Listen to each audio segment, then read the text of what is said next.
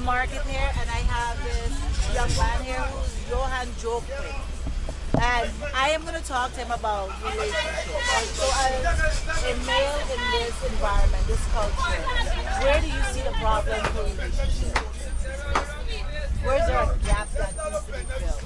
The gap that needs to be filled, we have too much of single parents. Oh. That's what's going on here. Single parents. So how do we mitigate that from happening? Well, first and foremost, our people have to protect. We need to respect our sisters' men. I like that. That's what we need to do. But in order for us to respect our sisters more, we gotta respect ourselves more. Yes, yes. But you see, in Guyana here, in Guyana here, due to the economic crisis, some people are mentally stressed. So every little thing gets to them. And here don't have here don't have a mental coach, or even if you do have some sort of linkage or financially strong to go and get a sort of. You see in other countries like in Antigua, Suriname, you could go and sit down and you get counseling. Let me tell you something. I am a coach here in Guyana. I do workshops for $2,000. You know there's not no money. Yeah. Yet still, not everybody run and go and get it. So the information is out there. People can get help, but I am coming to Guyana for the last year and a half, working in Guyana. But it's still just the few. So how do you get the word out to everybody? Well, I would say to get the word out to everybody.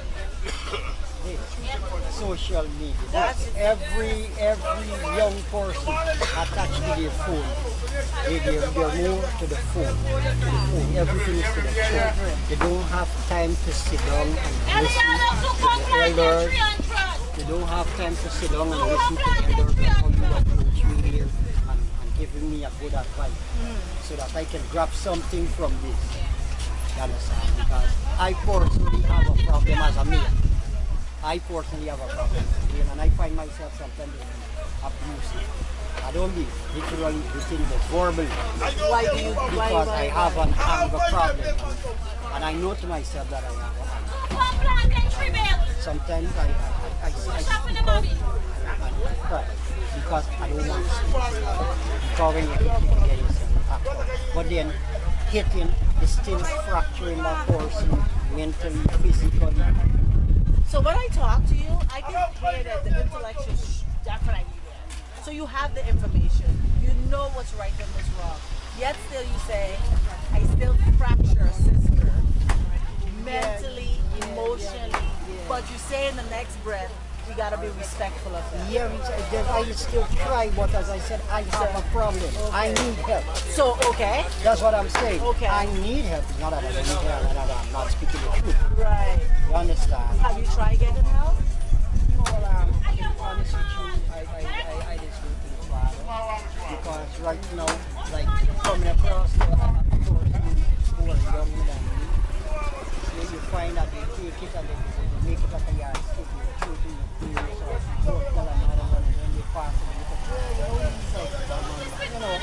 So you find that by how you come and approach you give some sort of comfort. Right. Honestly speaking, I'm saying from my heart. You understand? Because you have to know that somebody is here and caring, but just that you have to find the right set of people that you can go to and hear. And then you will start to apply whatever you try to relate to her. You understand? And they say each one. Not everybody we have doing these sort of things. So I'm grateful this morning that probably God sent me here. That I tell you what, I'm going to do so much. I am going to do so much. You understand? I'm telling you. And that's emotionally, mentally, physically, financially. And it's not like I said, it's not that you don't want to tell everybody, but then you still have to tell somebody. Somebody, Because you're repressing it, right? if you keeping it here, it just build up, it just build up, and then it blow up, and that's what part, you know, the anger. Yes, You understand? yes, And instead of you hitting, I took it out with anger. You're really wrong with it. And that's not nice for the relationship. No, no. You understand? So you're saying that our men in Guyana need help? Yeah, a lot of them, including myself. I think I must be number one. No, I'm not So running away let from me it. say this. I'm gonna give you my card, right? On the next workshop, I expect to see you there. I will. Because we can't say we want it and then do nothing. No, because I find that a lot in Guyana. They talk, but they don't follow. If they're really and you're running the first leg and you pass the stick to me, I have to take it and follow up to the next leg. I can't just let the stick drop because I won't be a part of the race and here's where we get disqualified. Right. You understand? So if you as a sister approaching and telling me what you stand for and your capabilities, that you're here to help people, not only me, other young people, matter not ethnicity. No, I don't care about that. That's a great point. I don't care. I think we as a whole need to get the help. As a whole. It's a, When we start segregating, I am sure there's reasons why people do that, but like yesterday I was at a place and we are talking about African men and Indian men, and I don't care. I just want to get men help or women help so that we can have better relationships and we can be mentally healthy. but that's something, as I said, it's affecting not just me as an individual, Next generation. but the generation to come, they will be worse. They will be worse. And I can say as resigning in Pleasance here, we have a big issue. We have a big issue. That the issue is in every community you need a proper sports facility. And if you don't have a recreation facility that you can go and burn up some of that energy, you turn that same energy into other avenues when it presents itself to you. And when you gravitate to that, and some of the youth you see in every carnival, in my time growing up, I can call some names like Fitzgerald, Bakatu, Skiababa, and these guys, like some of these guys used to be going into prison and all of that, but when they come out back, they now recidivists, they don't go anymore. They come and they see you doing wrong and say, hey, I went here, I done that. I don't want to see you doing that. Hey, what happened? I just fishing, mama. Come out to the fish when I come here from the sea. Come and help me pick up a couple of thing, and you know, you can get it So to care reach back. and you know, Reach back and help a brother. reach back and help a brother, you know, and in Pleasance here, it's a lot of, I would say, drugs and this music, bad influence to the music. Oh God, don't let me talk about it. Bad influence to Oh, the I music. do believe that. Because remember now, it's free. It's free. Yeah. Everybody can just go and put on something and anything and play how loud they want, when they want, where they want. You understand? But when you go to certain countries, you know, these things are limited. If you want to hear it on the news, you have to pay. But in reality, because we are so blessed and so fortunate to have all of these freedom. What I'm saying, I want to go back to, before we close out, I want to go back to one thing that you said, and that was, you said that we are making a lot of women in Guyana single moms. And I'm not saying we as in men are making them single. There's a lot of single parenting in Guyana. How do we stop that from happening? Do you think there's enough birth control access to these women? Do you think there's enough information not to? Yeah. I'm fine. It's good to see you. Yeah, I see. For me, I don't look at it as birth control. I think we need to educate ourselves on both sides of the floor that getting a child, it should be family plan. It should be something that you look at before you get into it. Oh, You yes. understand? But you must admit that that happens very rare in Guyana. Yes, because we lose our values. Men, we lose our values. Female lose their pride and dignity. You a couple years ago, you would find I wouldn't say it's not right for somebody to wear clothing that they want to wear, but you find we as for a long time, couple years back, you'll find they have occasion where you might find a female in a short pants or in a short skirt.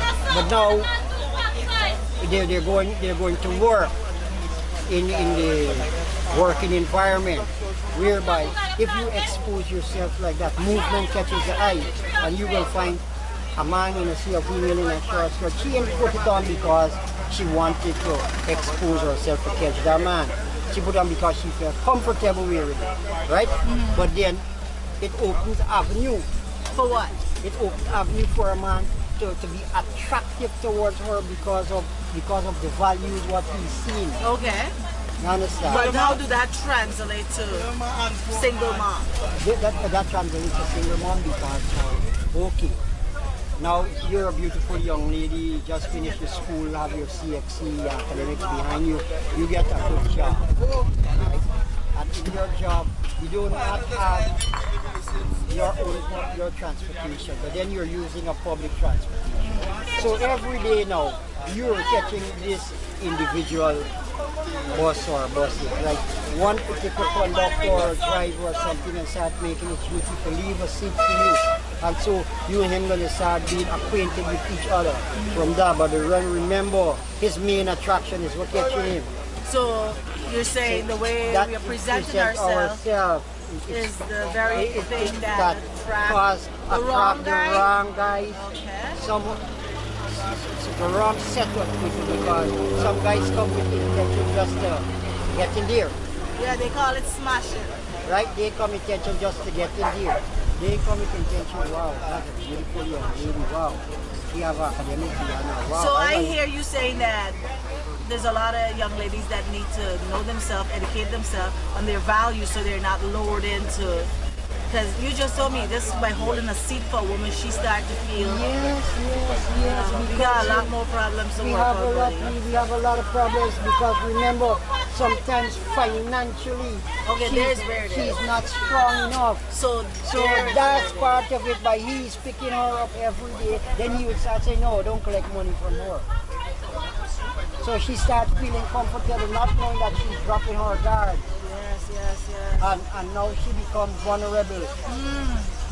And he's the predator. So he's keep attacking in that same area.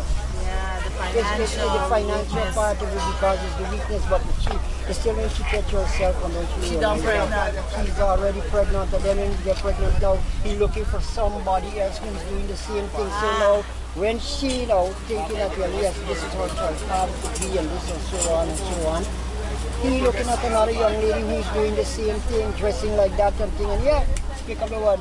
Because every morning he's on this corner, That's real talk. It's real talk. You understand? It speaks to me and tell me that the value needs to come up. We gotta teach our young girls that there's more value in themselves. Yes. Just a bus fare is not enough for me to sacrifice everything I am. And these things can sex education will start from within the school curriculum.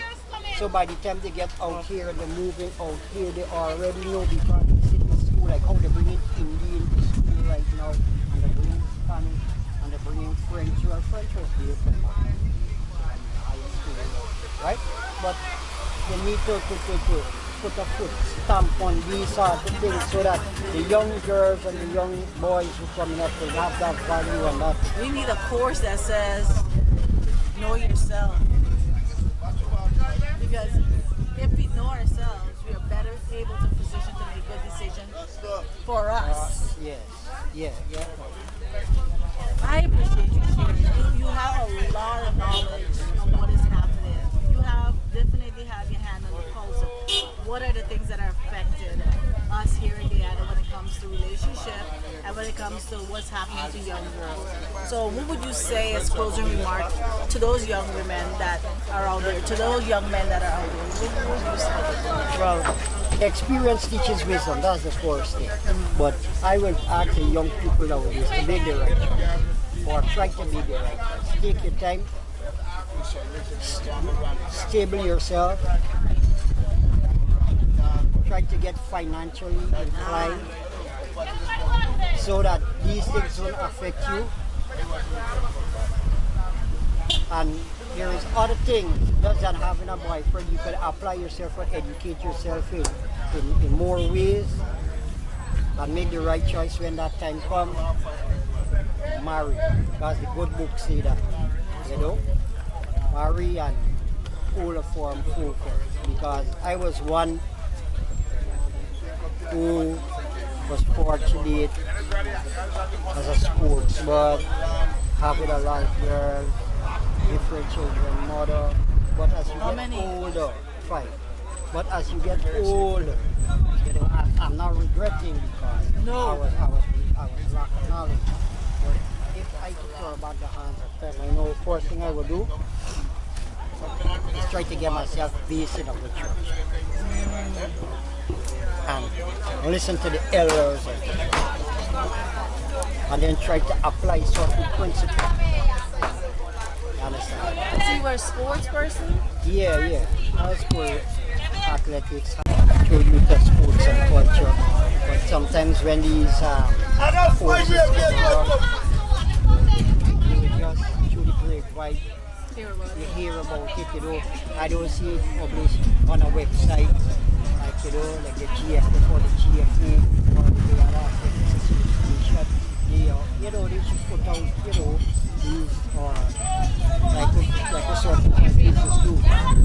Well, I must tell you, we are kind of, when it comes to technology, we like WhatsApp, we like Facebook, but when it comes to emails and website, I found that to be challenging. So, I think you have given us a lot of nuggets. You've told us that you have walked the road and you have the knowledge to tell people to avoid that road because it's affecting me. It's affecting me because, as I said, now I personally right now have a problem with irony because of arrogance and ignorance. Sets up things to you, and women are fragile. You have to be careful with what you're telling a female because she takes it personal. Not like a man, you don't tell her about sort of things that you just take it and you just take already see that you know what they're doing, you finish. A woman take it personal because she thinks she believes in yours. And she has to try to give it to you to register more. Maybe because we're more emotional beings. Exactly. Not saying that men are not, but we are really connected to our emotions. So, whereas a guy will probably tap into his ego and ignore the fact that you said something and brush it off, she's going to internalize it and make it about her and not about you who have the problem that is projected onto her. Because it's your issues that are being projected onto her. I don't know, guys. I know we're starting a conversation. I know that young men like this is going to help the conversation to move forward. We have to do something as a whole, as a family, as a country, that we have to start less partying, less drinking, and more knowledge. We definitely need to gain the information that's going to make us better for not just us, but the next 10 generations. The simple thing is, I know the bus conductors ain't gonna like me, but I listen to music in the bus, and I don't go in the bus, but I hear the bus passing, and the verbiage that's in those songs, none of it is to uplift a woman, none of it. Yet still we listen to it and send those subliminal messages to our mind and don't understand why we act in a different way. Correct. So, for the persons who are listening to this, I'm gonna say, ladies, understand you're being affected by everything that's around you. So you have to choose wisely what you put into your airway, what you allow to see. This young man just told you, like, if you're so happy with him and he's changing and he know that he's affected by it, he wants to make a difference. So let's sort the help that we need, that we can get the help and change it to make sure that it's a pleasure. It's a pleasure meeting you, sister. Keep on doing the good work.